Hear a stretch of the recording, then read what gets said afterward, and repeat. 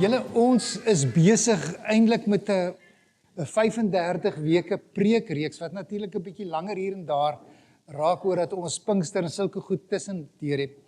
En die hele reeks gaan oor die sentrale tema wat sê van bekeerling na volgeling. So dit is die skuif wat ons wil hê moet gebeur in mense se lewens. Te lank het gemeentes net lidmate gemaak. En ons het gesê nee, daar's 'n reuse verskil tussen 'n lidmaat en 'n volgeling of 'n disipel van die Here Jesus Christus. En natuurlik, so ons praat van die dissipline en julle sal sien die gewoonte van aanbidding.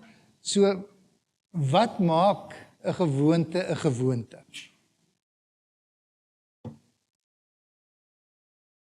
Sê gou weer. Ons doen dit aanhoudend. Iets raak 'n gewoonte. Mense verskil natuurlik oor hoe lank vat dit om 'n nuwe gewoonte te vestig. Party mense sê as jy iets gereeld doen vir 30 dae, dan is daai gewoonte gevestig. En as jy 'n slegte gewoonte wil breek, ek dink byvoorbeeld aan die gewoonte van rook, dan sê hulle eintlik is die nikotienverslawing binne 4 of 5 dae weg. Maar die gewoonte is baie moeiliker om te breek as die verslawing. So die negatiewe kant is ook waar, maar ek wil fokus op die positiewe kant van dat ons dit moet inoefen. Dis hoekom dit 'n dissipline genoem word. En hierdie hele reeks gaan dat ons gekyk het na die disippels van die Here Jesus en geïdentifiseer het daar is 15 gewoontes of dissiplines wat in hulle lewe voorgekom het, wat kon maak dat ons kan sê, hier is 'n disipel van die Here Jesus, en dit is wat ons besig is om te probeer vestig, nie net in die gemeente se lewe nie, maar ook in ons kleingroepe se lewe. Die kleingroep is een van die wonderlike voertuie waardeur dit gebeur. Maar julle, en hierso is eintlik nou die kruks van my lang storie. As jy dit nie gaan inoefen nie, gaan dit teorie bly. En dan het jy nog niks verander nie, het jy nie die Heilige Gees toegelaat om my transformasieproses regtig vir vas te maak, sodat dit deel van jou geestelike DNA was, en jy net dit so gemaklik kan doen, soos asemhaling. So, ek wil vir Damien vra om gou na vore te kom en vir my 'n kort getuienis te gee, oor hoe hy iemand wat nie in die koninkryk van die God is, begelei het. Hy het met ander woorde hierdie disipelskapvaardighede wat hy nou oor die tyd aangeleer het hy toegepas met een van sy kollegas by die skool. So Damien is 'n onderwyser by Moorgrove, en nou moet ek gou kyk waar dink is hierdie een.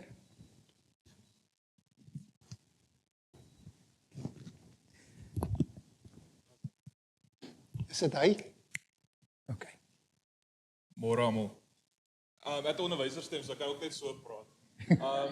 So daar's 'n vriend van my. Ja, was hy. Daar's 'n vriend van my by my werk, en toe ek tot bekering gekom het ek met hom gepraat. Ons het altyd in Engels nou debating gedoen oor enigiets. Ons sal 'n topic kry en praat ons met hulle. Met mekaar. En wat ons oor gepraat het toe ek tot bekering kom is Jesus. En my hele gesprek het net oor Jesus gegaan. En hy was 'n ateïs, volaan ateïs. En hy het goed gekry of dokumente of probeer feite kry om Jesus te in Engels nou deny. En toe het ek net aangehou praat. Ek het nou nie hom probeer oortuig nie, want hoe ons geleer het is die Here sal homself oortuig. Ek gaan net praat met hom oor Jesus. En dan raak hy kwaad en dan raak hy gelukkig, maar hy sal altyd elke dag iets kry om met my te kom stry oor Jesus. En ek het maar net aangehou praat oor Jesus. En dit is eintlik lekker begin raak, want ek praat oor Jesus, ek kry dit uit daarom, so is lekker om te praat oor hom. En hy kry sy fix op dit. En toe het ons begin praat oor, soos nou met die disipelskap wat ons nou deurgaan in die klein groepe ook, en ons praat oor daai topics, van bekering tot volgeling. So hy het geglo daar's geen God nie. En wat hy sal doen, hy sal huis toe gaan en probeer scientific facts skryf van hoe God nie bestaan nie. En dan sy kom en dan sy eie vrae antwoord met my. So hy sal sê, ja, hulle sê so, en dan sal hy net gou, okay, maar ek verstaan, in die Bybel sê dit. So hy het tyd spandeer in die woord, en hy het by huis toe gaan, hy het 'n Bybel besit. Hy het ook ander boeke besit wat hy probeer die Here vind in. En daar was 'n tyd wat nou gekom het waar hy gesê het, hy het nou convert na secularism, iets soos dit, ek weet nie wat dit is nie. Dit is basies, hy glo in 'n God, maar hy weet nie wat die een nie. En hierdie is nou 'n proses van laas jaar September af. So, dit is eintlik 'n kort tydperk, en hy's regtig heeltemal van God af gewees. En net ons Bybelstudietyd, het ek dit begin noem, het hy vrae gehad oor Jesus, en ek het hom gesê om in die Gospels te gaan lees, soos wat ons geleer word. En hy het tyd spandeer, en as ek nou kan sê, rondom laasweek is hy 'n kind van die Here. Hy het sy hart vir die Here gegee, en hy het homself gaan soek. Hy sê, tussen die tyd van secularism, het hy gaan soek in die woord, hy het begin bid vir die Here ook. En hy sê, hy was oorvloed met liefde. En vandag praat ek en hy oor die Here die laaste week, net om te gesels oor die Here, soos wat ek wil gehad het in die begin, en hy geniet dit nou ook. So hy probeer sy familie nou ook saam om die pad laat volg, maar ons bid maar nou vir sy vrou en sy kinders ook. Maar ja, is 'n baie mooi storie om te sien die pad wat ek saam geloop het, maar om te sien die Here se werke in sy hart ook. Baie dankie, ja, dis wonderlik.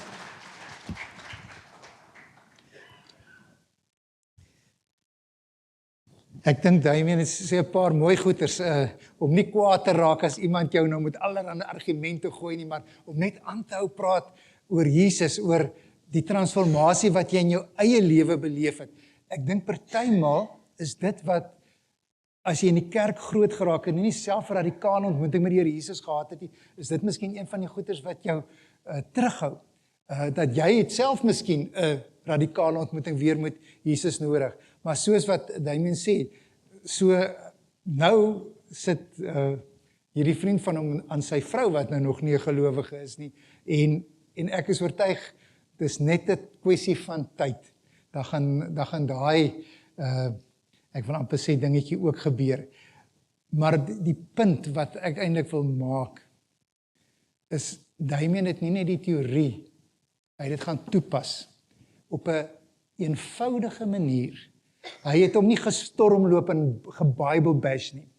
Hy het net oor Jesus gepraat en nie toegelaat dat sy vriend se argumente hom van stryk afbring nie. En op die ou einde was die resultaat dat in hierdie hele proses was die Heilige Gees aan die werk. En ons eer die Heilige Gees vir wat gebeur het. Maar ons is die kanale, ons is die voertuie. En as ons dit nie gaan inoefen, en ons het 15 dissiplines om in te oefen in ons lewe, anders te bly dit teorie. En Damien se getuienis sê net, as jy ek wil sê, oorgaan na die praktyk toe, sal daar resultate wees. Want ek weet ook, ek kan net dink wat het dit ook vir hom beteken, vir sy eie geloofsgroep om te sien, dat iemand die Here aangeneem het. Nou maar goed, so vandag se gewoonte of dissipline is aanbidding. Ons het laasweek al daaroor begin, wat gesê het, maar aanbidding is meer as 'n liedjie, en vandag sê ons aanbidding is meer as sang. Dit is 'n oorgegewe hart. Julle so, ons het lekker geprys en geworship, maar ek wil vir julle sê, as aanbidding net sang was, dan was die mense met die mooiste stemme seker die mees geestelikste mense op aarde. En dan het 'n paar van ons nie die kat gemaak om geestelik te wees nie. Maar ons weet dit is nie waar nie. Jy kan hard sing en jy kan mooi sing, en jy kan nog steeds 'n hart hê wat ver van God af is. Jy kan elke lied, geestelike lied ken, maar jou hart kan nie oorgegee wees aan die Here nie. En Jesus kom spreek dit aan. Hy sê daar, ek lees uit die 53 vertaling, Matteus 15 vers 8 en 9, dan sê hy, hierdie volk nader my met hulle mond en eer my met hulle lippe, maar hulle hart is ver van my af. Maar te vergeefs vereer hulle my deur leringe te leer wat gebooie van mense is. Jy kan God eer met jou lippe en hom mis met jou hart. Jy kan die mooiste dinge bely en sê, maar as jou hart nie daar is nie, het jy dit gemis. En daarom is die eerste punt wat ek eintlik vanoggend wil maak om te sê, aanbidding begin nie by jou stem nie, maar aanbidding begin by dit wat in jou hart lewe. Die woord aanbidding in die Nuwe Testament is in Grieks proskuneo, en dit beteken letterlik om neer te buig, om jouself letterlik in Engels sê to prostrate jouself, om neer te lê in verering, om oor te gee. Dis wat die woordjie beteken. Nie om te sing nie, maar om oor te gee. En dit pas so mooi aan by een van die versies wat ons verlede week ook gedoen het, Romeine 12 vers 1 wat sê, ek vermaan julle dan broeders by die ontferming van God, dat julle julle liggame stel as 'n lewende, heilige en aan God welgevallige offer. Dit is julle redelike godsdiens. Daardie woordjie stel in die Grieks beteken om oor te gee. En 'n offer beteken om iets te maak wat nie meer joune is nie. So die waarheid wat ons vandag eintlik vir mekaar moet sê, is aanbidding is nie net Here, hier is my lied nie. Aanbidding is Here, hier is my lewe. Daar was 'n jongman gewees wat elke Sondag hard voor in die kerk gestaan het en hard en mooi gesing het. Maar sy lewe in die week het net nooit iets daarvan gewys nie. En toe sê iemand vir hom eendag, jy sing mooi, maar jou lewe is vals. So dit klink baie hard, nee. God luister nie net na ons stem nie, hy luister na ons lewe. Kyk na ons lewe, hoe ons lewe. En as ons vandag dit snap, kan julle, ek wil nie sê moet dit doen nie, kan julle opstaan en in huis toe gaan, om te weet dat aanbidding is hoe jy leef elke dag. Hoe mense met wie jy kontak maak, gelowiges of ongelowiges, almal met wie jy kontak maak, moet sien dat jy dat jy met iets anders te lewe. En daarom die eerste ding wat ek dink ons raak sien, en ek gebruik Damien as 'n voorbeeld is, 'n oorgegewe hart praat anderste. Dit praat anderster. Openbaring 15 vers 3 en 4 staan daar, groot en wonderlik is die werke, Here God, die almagtige, regverdige en waaragtig is U weë. Ons sien hier dat God wat aanbid word nie vir iets gevra nie, daar's nie 'n wishlist nie, maar mense begin erken wie God is. Nie net in hulle lewe nie, maar wie God is.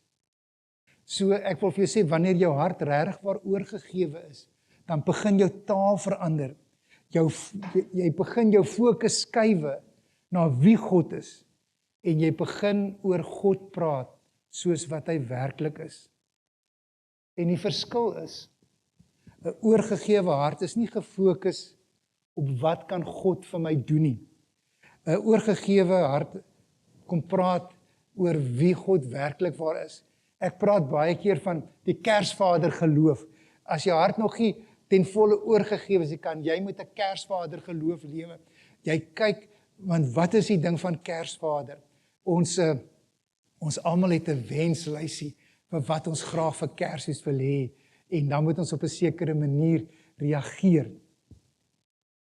En dan in Kersvader is die persoon wat dit laat gebeur, wat my behoeftes laat gebeur.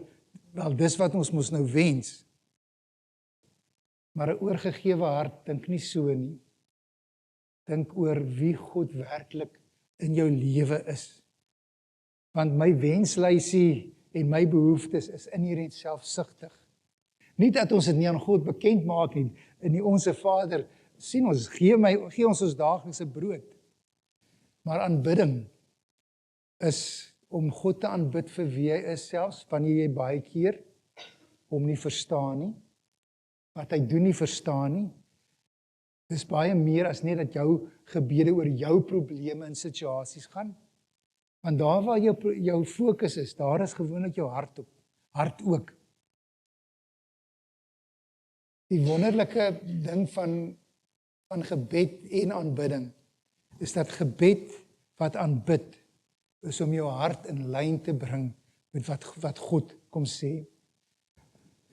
In Johannes 4 vers 23 is ook 'n baie bekende versie waar daar staan, maar daar kom 'n uur en dit is nou, wanneer die ware aanbidders die Vader in gees en waarheid sal aanbid.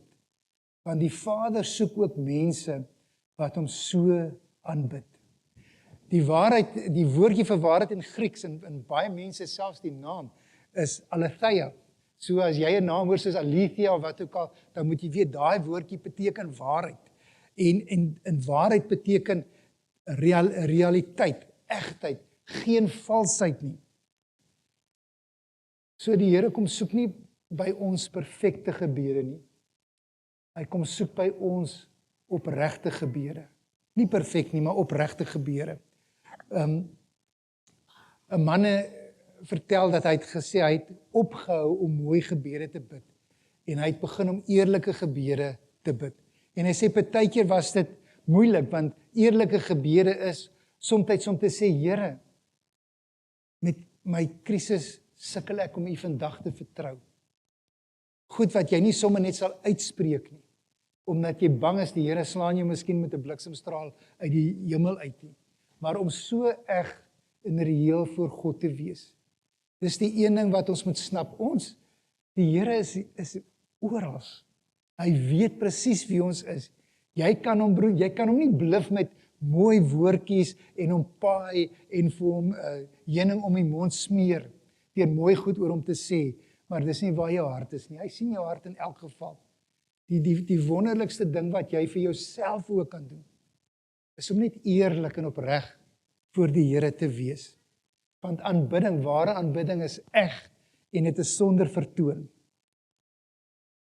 Ons het nou heel aan die begin was die eerste stelling as aanbidding net sang was, dan was die mense wat die mooiste gesing het seker die mees geestelikste mense. Julle sang het definitief sy plek en is belangrik, maar dis nie die middelpunt van aanbidding nie. En dis wat ons moet verstaan. Dit is nie die middelpunt nie. Sang is nie die kern van aanbidding nie. Sang is die uitdrukking van wat in ons hart leef. En daarom, as jy 'n ware aanbidder is, as jy regtig waar die Here ook met jou lewe aanbid, sal dit wat jy sing uit 'n oorgegewe hart kom. Dit sal ware aanbidding wees. Want Psalm 96 sê vir ons, sing tot eer van die Here 'n nuwe lied, verkondig sy heil van dag tot dag. Nuwe lied van dag tot dag, nie net op Sondag nie, maar jy kan regtig waar 'n nuwe lied sing, wanneer jy beleef wie God regtig waar in jou lewe is. 'n Nuwe lied, die Hebreëse woord daarvoor is shadash, en dit beteken dit moet vars wees, dit moet lewendig wees, dit moet relevant wees. Dit beteken dat aanbidding is nooit net 'n outomatiese handeling nie. Dit moet eg wees. Jy kan sing sonder oorgawe. En wat noem ons dit dan? Selfs wanneer dit in die kerk plaasvind, het jy nie geprys en geworship as jy sing sonder oorgawe nie. Dan het jy maar net musiek gesing. Want dit het niks binnekant jou geroer nie. Sang is net eg. Of aanbidding, sang as aanbidding is net eg wanneer dit kom uit 'n oorgegewe hart. Maar julle, die teenoorgestelde is die ding dat stilte is waar oorgawe regtig waar getoets word. Dis maklik om saam met lekker aanbiddingsmusiek die Here te aanbid. Dis moeiliker wanneer dit stil raak en jy nog steeds stil voor God moet wees. Psalm 46 vers 11 sê vir ons, laat staan en weet dat ek God is. Daardie laat staan beteken gee oor, stop, hou op. Want wat gebeur in stilte? Ek dink daar's 3 dinge wat gebeur wanneer jy regtig waar moet stil raak in God se teenwoordigheid om hom te aanbid. Ek dink jou afleidings val weg. Jou maskers val weg. En ek dink jou hart word vir jouself sigbaar. Om net in God se teenwoordigheid te probeer sit en sensitief te word vir sy stem, is nie maklik nie. Veral as jy 'n prater is, nê. Praters is moeilik. Ek het 'n familielid wat praat soos 'n radio. Ons kry 'n gap as hy asemhaal, dan sit ons gou 'n sinnetjie in. Anders dan kry ons net nie beurt nie. Dit frustreer ons want ons voel altyd kom hy nie agter, hy praat so baie nie. Maar stil wees, openbaar jou hart. En as jy nie kan stil raak voor die Here nie, hoe gaan jy jou eie hart kan raak sien? Stilte het nogal 'n manier om 'n mens se hart te ontbloot. Saam met sang is daar natuurlik die waarheid van jou liggaam is aanbidding wat sigbaar word. En dit is nogal 'n moeilike ene, want ons probeer veral, en ek weet baie van ons het uit 'n baie strak gereformeerde tradisie groot geraak. So ons probeer ons aanbidding baie keer binne in ons hou. Ons sing Prys die Heer met blye galme, met strak gesigte. Jy lyk nie of jy die Here wil prys nie, of jy hom wil groot maak nie. Want Romeine 12 vers 1 sê, stel julle liggame as 'n offer vir die Here. Want wat in jou hart is, kom tog ook in jou lewe uit. En julle, ons kan nie sê ons Afrikaners, mense wat Afrikaans sprekend is eintlik maar afkomstig van die stif upper lip wat die Engelse in ons geïndoktrineer het vir baie jare nie. Want dit is nie waar nie. En waar sien ons dit die beste? Die rugbyveld, op die sokkerveld. As jy voor daai televisie sit, wil ek vir julle sê, dink ek skree ons voor die televisie partykeer harder as die mense wat daar op die paviljoen sit. Dan het ons geen probleem om uiting te gee aan ons emosie nie, want ons hart is vol daarvoor, ons is opgewonde, as 'n lang rek en hy vat daai bal uit die lyn staan uit, of as ek dink nou ek het die aanlag gou weer 'n YouTube video gekyk van Brian Abana wat so gaan swenk het en dink ek, yes, ek wil sommer weer juig as jy kyk na daai video's, want dit ontlok hierdie emosie in 'n ou. En dan as ons sing, dan staan ons stil op aandag met 'n, ek wil nie sê suur gesiggie, maar die emosie is nie daar nie. Ons liggaam gee nie uiting as ons regtig vir ons lewe oorgegewe lewens, gee nie uiting aan ons huwelik. Dis wat my so oulik is van klein Hapertjie wat hier saam met haar pa hier voor prys en worship. Dis waar sy hoort van kleins af. Sy moet sien dat dit heerlik en wonderlik is om die Here te leef, nie net te loof, nie net met jou sang nie, maar ook met jou hele liggaam. So wanneer ons by God kom, is my vraag eintlik, en julle, ek vra dit vir myself ook, want julle weet dat ek kom uit 'n baie streng gereformeerde tradisie.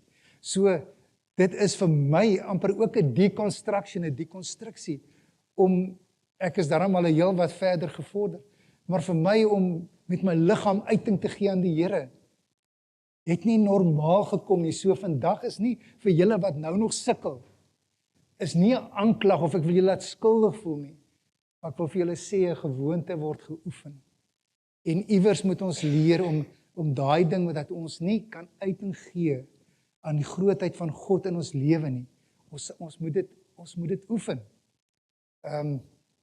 Al begin jy nou, in plaas dat jy nou nog nie gemaklik is om jou liggaam, met jou liggaam te wys dat jy die Here regtig aanbid nie. Begin met dan stil hier onder. Want jy is nie gemaklik nie, ek verstaan dit, maar oefen dit.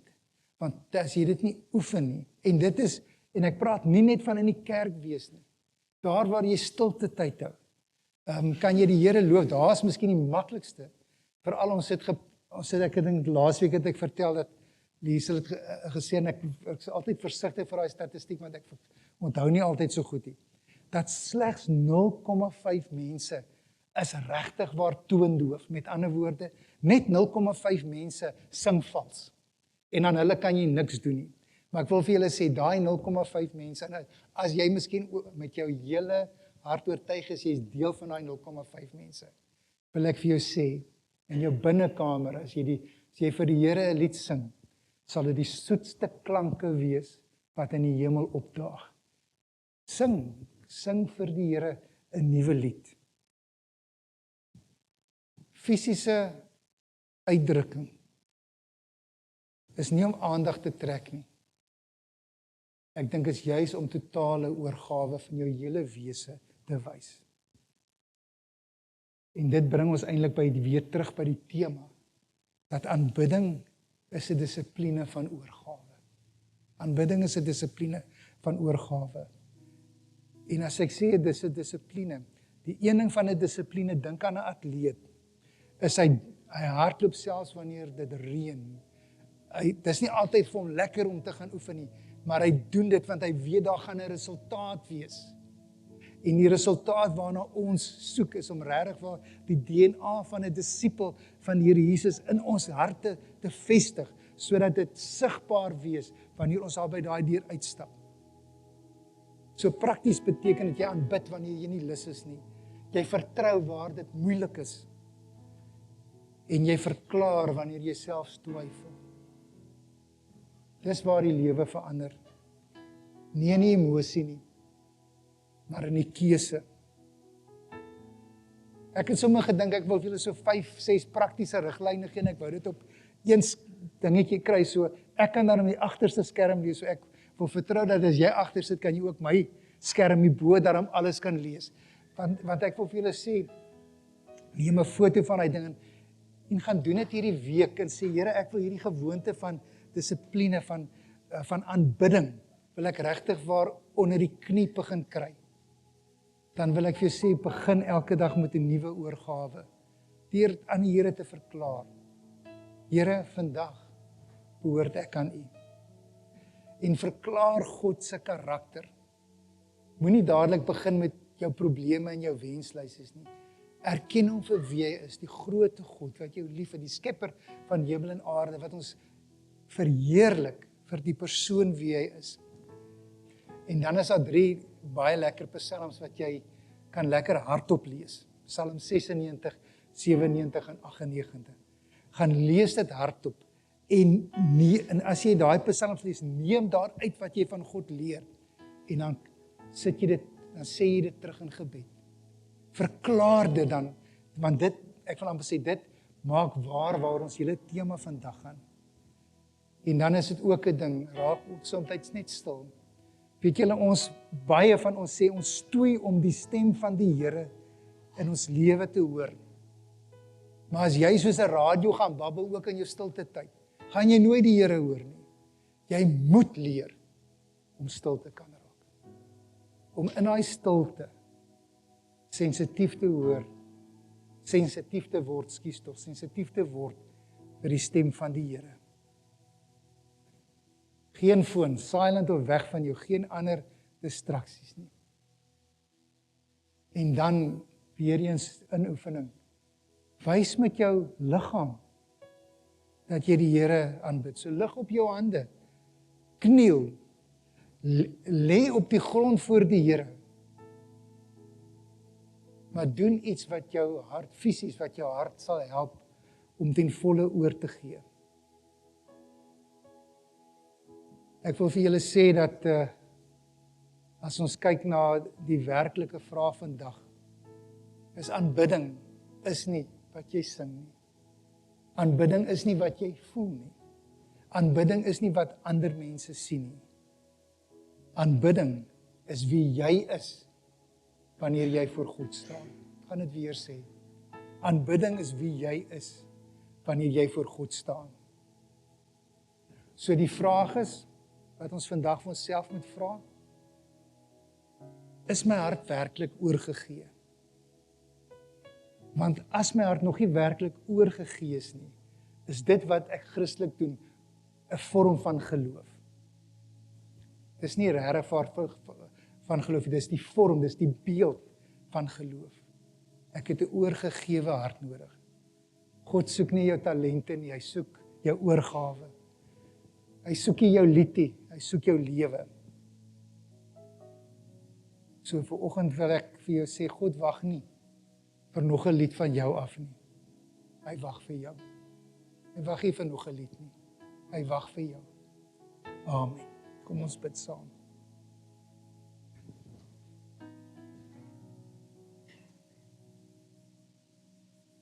Here, as ek miskien vandag hier so sit en beleef, maar ek stoei eintlik met oorgawe, omdat ek miskien nog nie oorgegewe hart het nie, dan weet ons dat U Heilige Gees is ook die een wat ons van daardie waarheid oortuig. En Here, hoe wonderlik en hoe eenvoudig is dit dan net om sommer selfs net saam met my te bid en te sê, Here, U het my aangeraak vandag, U het met my gepraat. En ek wil weer my lewe vir U kom gee. Ek wil U eer met my lewe vir dit wat Jesus aan die kruis gedoen het. En ek wil opnuut vandag 'n keuse maak vir Jesus as my verlosser en saligmaker.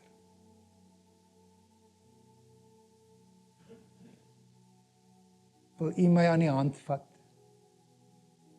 en my leer om 'n lewe van aanbidding te leef.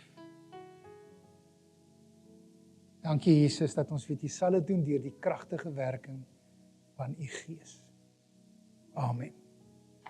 As jy vandag voel jy het opnuut 'n oorgawe gemaak, jy wil jou hart weer opnuut oor, vertel dit vir iemand. Asseblief vertel dit net voor die einde van hierdie dag vir iemand.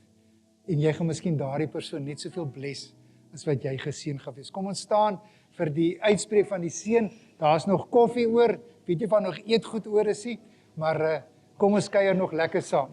En ontvang die seën van die Here en onthou, soos altyd, die seën is nie die afsluiting van hierdie erediens nie. God stuur julle weg met sy seën, want hy is 'n seënende God en hy wil jou seën ook as jy hier uitstap. Die Here sal vir julle seën en vir julle beskerm. Die Here sal tot julle redding verskyn en vir julle genadig wees. Die Here sal julle gebede verhoor en vir elkeen van julle sy vrede kom gee. Amen.